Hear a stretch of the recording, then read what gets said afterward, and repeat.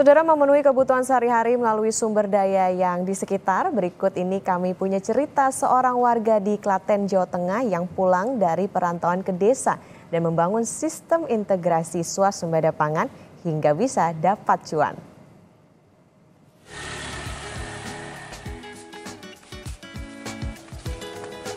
Memenuhi kebutuhan sehari-hari dengan memanfaatkan sumber daya yang ada di sekitar. Ya, itulah yang dilakukan Nurul Widiawati dan suaminya melalui Yosofarm Homestead sejak tahun 2017.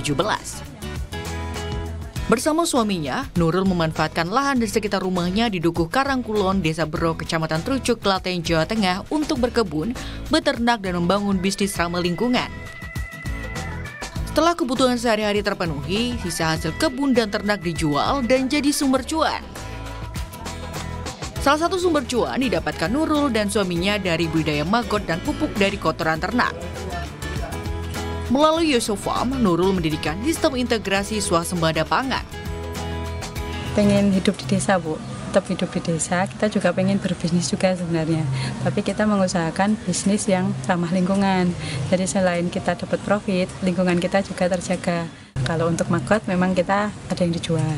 Yang rutin kita jual itu media tanam dan kohe lah, pupuk dari kotoran hewan yang sudah difermentasi.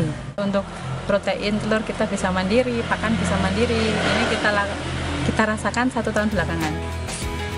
Nurul Widiawati merupakan lulusan jurusan Agronomi Pertanian Universitas Gajah Mada.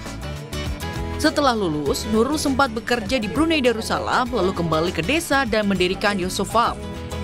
Tidak hanya berkebun dan berternak, kini Yosofarm juga sering menerima kunjungan. Dari Yosofarm, pengunjung dapat wawasan mengenai sistem integrasi swasembada pangan. Ini rumah tangga yang nantinya ternyata bisa swasembada pangan.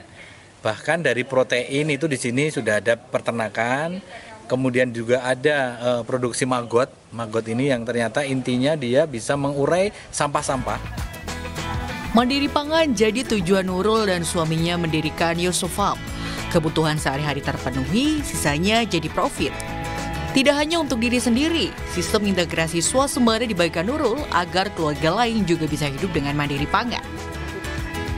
Nani Kasuti, Kompas TV, Klaten, Jawa Tengah.